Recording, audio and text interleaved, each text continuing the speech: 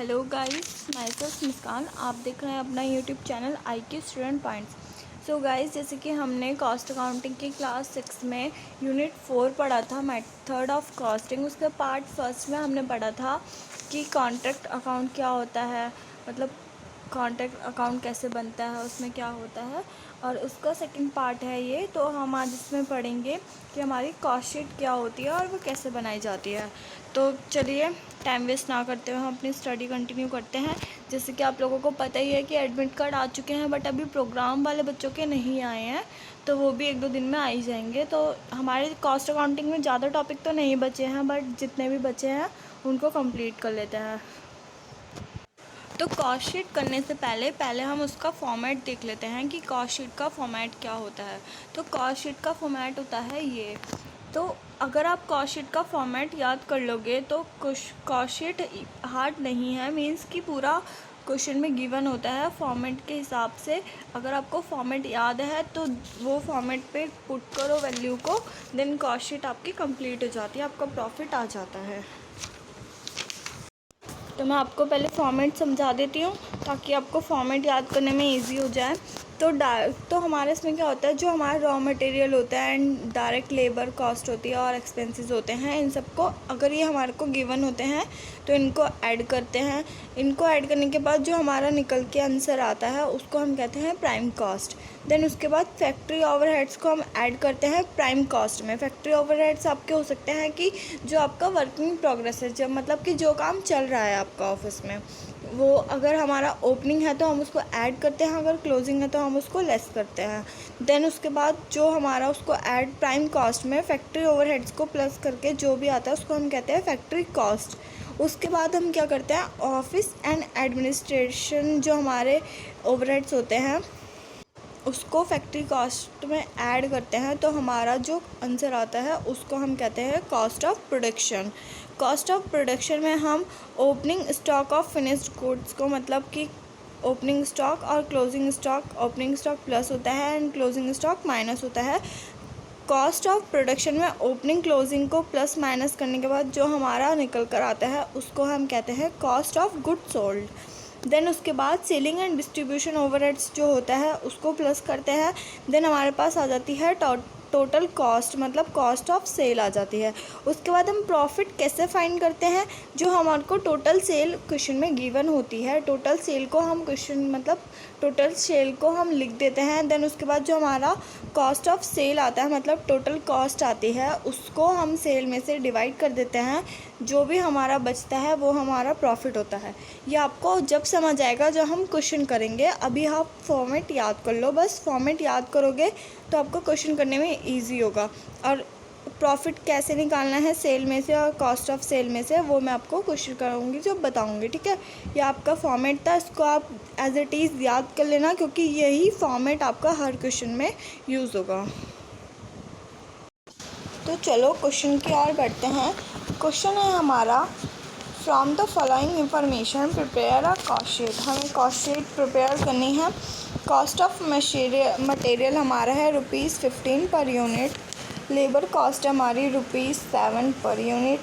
Factory overheads हमारा 40,000 and administration overheads हमारा 40,000। ये भी सेलिंग ओवरहेड्स हमारा ₹2.50 पर यूनिट सोल्ड, कि जितनी हमारी सेल्स की यूनिट है उस पर।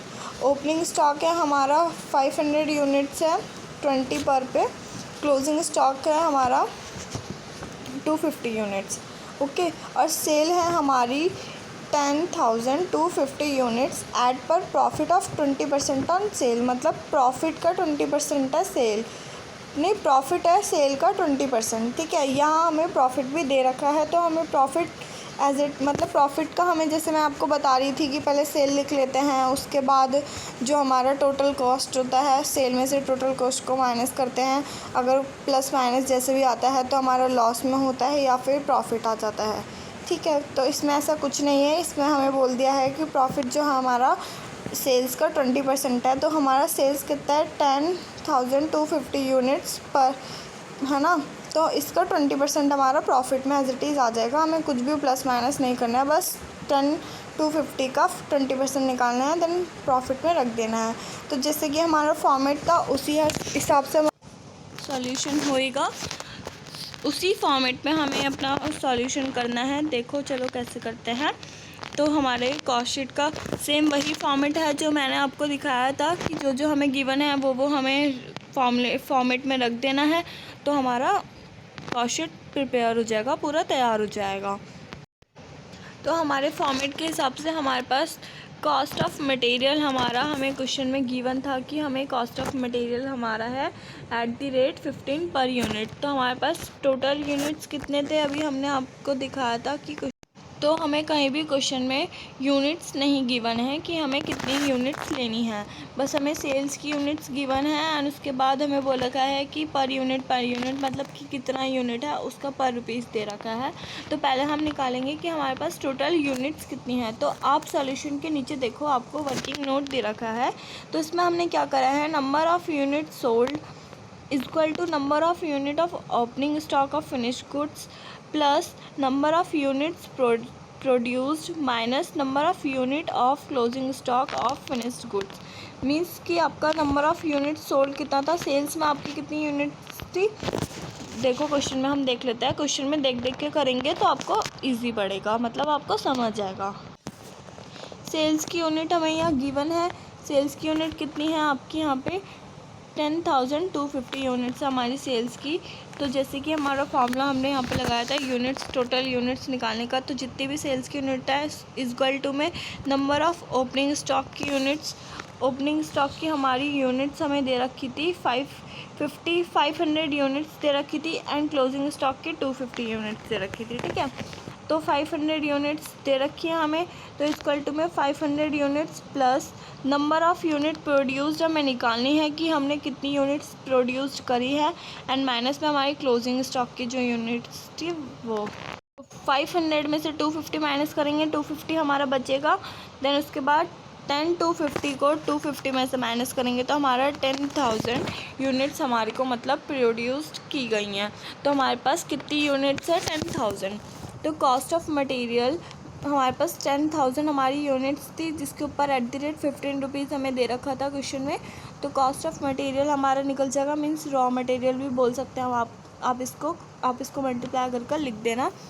और उसके बाद हमें क्वेश्चन में क्या दे रखा है, नेक्स्ट हमें दे रखा है लेबर कॉस्ट। तो जैसे कि हमने फॉर्मेट में पढ़ा था कि cost of material, labour cost या डायरेक्ट एक्सपेंसेस ये सब हमारे प्राइम कॉस्ट में ऐड होते हैं। तो लेबर कॉस्ट हमारा प्राइम कॉस्ट में ऐड होएगा।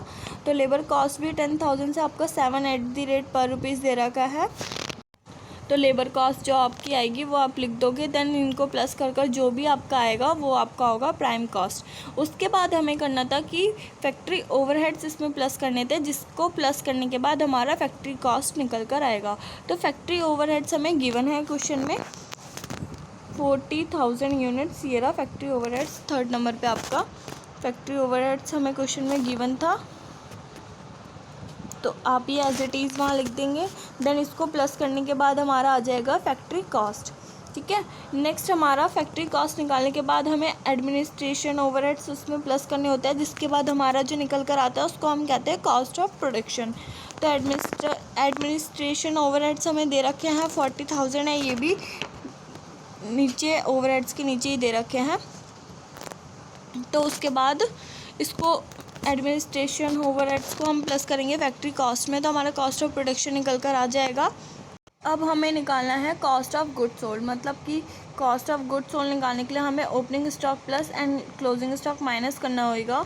तो ओपनिंग स्टॉक हमारा था 500 यूनिट्स 20 पर रुपीज़ के हिसाब से, तो ओपनिंग स्टॉक प्लस कर देंगे। देन क्लोजिंग स्टॉक की क्लोजिंग स्टॉक में हमें एक चीज़ करनी होती है, कभी कभी ऐसा होता है कि हमें क्लोजिंग स्टॉक यूनिट्स में नहीं रुपीज़ में दिया जाता है, तो हम एज इट इज़ लिख कर माइनस कर देते हैं, देन हमारा हो जाता है question cost of goods sold आ जाता है। बट कभी कभी जैसे कि इस क्वेश्चन में हमें रुपीज़ में नहीं दिया गया है, यूनिट्स में दिया गया है, तो और ना ही हमें ये बताया गया है कि जैसे कि ओपनिंग स्टॉक में हमें बताया था ₹20 से इसको मल्टीप्लाई करना है जितने भी यूनिट्स हैं, तो हमारा वो ओपनिंग स्टॉक आ जाएगा। क्लोजिंग स्टॉक में हमें ऐसा कुछ भी नहीं बताया गया, तो यह हमें खुद फाइंड करना होता है। जितना भी हमारा कॉस्ट ऑफ प्रोडक्शन होता है उसके अपॉन में जितनी हमारी यूनिट्स होती हैं टोटल यूनिट्स, उसको मतलब कॉस्ट ऑफ प्रोडक्शन अपॉन में टोटल यूनिट्स इनटू में जितना भी हमारा कॉस्ट क्लोजिंग स्टॉक की यूनिट्स होती हैं वो, इसको इस फॉर्मूले को लगाने के बाद जो भी हमारा आता है वो हमारा होता है क्लोजिंग स्टॉक। ठीक है, इसको माइनस कर देंगे तो हमारा आएगा जो भी, उसको हम कहेंगे कॉस्ट ऑफ गुड्स सोल्ड। आया समझ में? क्लोजिंग स्टॉक निकालने के लिए हमेशा कॉस्ट ऑफ प्रोडक्शन अपॉन में जितनी हमारी टोटल यूनिट्स गिवन होती हैं, देन उसके बाद इनटू में जितनी हमारी क्लोजिंग स्टॉक की यूनिट्स होती हैं वो, उसके बाद आपका कॉस्ट ऑफ गुड्स सोल्ड निकल कर आ जाता है। देन उसके बाद उसमें सेलिंग ओवरहेड्स ऐड करने होते हैं। सेलिंग ओवरहेड्स हमारा दे रखा था हमें कि selling overheads 2.50 per unit sold, मतलब कि हमारी जितनी भी सेल्स की यूनिट्स थी उसके ऊपर 250 हमें रुपीज़ लगाना था। ठीक है, तो हमारी सेल्स की यूनिट कितनी थी? 250 मतलब 10,250 था, तो उस पर 2.50 का हम मल्टीप्लाई कर देंगे तो हमारे सेलिंग ओवरहेड्स आ जाएगा, जो हम कॉस्ट ऑफ गुड्स सोल्ड में ऐड करेंगे तो हमारा आ जाएगा कॉस्ट ऑफ सेल। तो जैसे कि मैं आपको बोल रही थी, जब मैं आपको बता रही थी फॉर्मेट कि हमें प्रॉफिट कैसे निकालते हैं, तो जब भी और क्वेश्चन जो होते हैं, यहाँ पे तो हमें बोल दिया कि प्रॉफिट जो है वो सेल्स का 20% है, बट और क्वेश्चन में ज़रूरी नहीं है कि आपको हर क्वेश्चन में बोले कि प्रॉफिट सेल का इतना परसेंट है, इतना परसेंट है। नहीं, ऐसा नहीं बोलते किसी किसी क्वेश्चन में। तो उस केस में हम प्रॉफिट कैसे निकालते हैं? उस केस में हमें सेल्स का हमें दिया होता है कि हमारे पास टोटल सेल्स कितनी है, कॉस्ट ऑफ सेल्स के बाद, कॉस्ट ऑफ सेल्स तक करने के बाद देन प्रॉफिट की वैल्यू नहीं लिखते हैं, वहीं पे स्टॉप कर देते हैं। कॉस्ट ऑफ सेल्स लिखने के बाद सबसे पहले हम डाल देते हैं जो हमारी सेल्स होती है, टोटल सेल्स हमें क्वेश्चन में गिवन होती है वो डाल देते हैं। देन उसके बाद सेल्स में से अगर आप कॉस्ट ऑफ सेल माइनस करोगे तो आपका मतलब जो भी बचेगा वो आपका प्रॉफिट होएगा। ओके, नॉर्मल हम ऐसे निकालते हैं प्रॉफिट, बट यहाँ पे आपको इसने बोला क्या है 20% ऑफ सेल्स। ठीक है, बट अगर आप क्वेश्चन में देखो तो हमें सेल्स की ओनली यूनिट्स गिवन है, ना कि सेल्स का अमाउंट। ना ही हमें इतना पता है कि सेल्स को हम कितने रुपीज़ से मल्टीप्लाई करेंगे कि हमारा सेल्स का अमाउंट आ जाएगा। तो उस केस में हम क्या करते हैं, जितना कि प्रॉफिट सेल्स का होता है उसके 5 गुना हमारा प्रॉफिट होता है कॉस्ट ऑफ सेल्स का। ठीक है, तो मतलब हमारा 20% प्रॉफिट है सेल्स पे, तो 25% हमारा होगा कॉस्ट ऑफ सेल्स पे। तो हम 25% कॉस्ट ऑफ सेल्स पे निकाल देंगे, मतलब हमारे कॉस्ट ऑफ सेल्स कितनी आई थी? 3,28,125। तो 3,28,125 का 25% जो हमारा आएगा वो हमारा आ जाएगा प्रॉफिट। देन प्रॉफिट और कॉस्ट ऑफ सेल को प्लस कर हम इसका अमाउंट लिख देंगे सेल्स में। ठीक है, अगर हमें निकालना है कि हमारी सेल्स का कितने पर यूनिट्स था, जितना भी हमारा टोटल सेल आया है उसको जितना हमारा सेल्स का यूनिट दिया गया था उससे डिवाइड कर देंगे तो हमें पता चल जाएगा कि हमारी सेल्स का कितने रुपीज़ है। तो आपका क्वेश्चन ये यहाँ पे कंप्लीट हो गया है। ठीक है, और नेक्स्ट आपकी क्लास में हम पढ़ेंगे मेथड ऑफ कॉस्टिंग का ही सब पार्ट है, जैसे कि मेथड ऑफ कॉस्टिंग का ये सेकंड पार्ट था कॉस्ट शीट। फर्स्ट पार्ट में हमने पढ़ा था कॉन्ट्रैक्ट अकाउंट वाला, अब हमने पढ़ा है कॉस्ट शीट। नेक्स्ट हम पढ़ेंगे आपका ऑपरेटिंग कॉस्ट शीट। ओके, तो नेक्स्ट क्लास में हम ऑपरेटिंग कॉस्ट शीट पढ़ लेंगे। तो चलो, अगर आपको अभी हम वीडियो को एंड करते हैं। अगर आपको इस क्वेश्चन से रिलेटेड मुझसे कुछ भी पूछना हो तो आप मुझे कमेंट बॉक्स में कमेंट में पूछ सकते हो, मैं आपको वहीं पे रिप्लाई कर दूँगी। एंड अगर आपको कॉस्ट शीट से रिलेटेड क्वेश्चंस और चाहिए तो आप ये बात भी मुझे कमेंट बॉक्स में बता देना, मैं आपको टेलीग्राम का लिंक प्रोवाइड कर दूँगी। देन आप वहाँ पे से मुझसे क्वेश्चन ले लेना। वैसे टेलीग्राम का लिंक आपको डिस्क्रिप्शन में प्रोवाइड होगा। ओके, तो best of luck, thank you for watching this.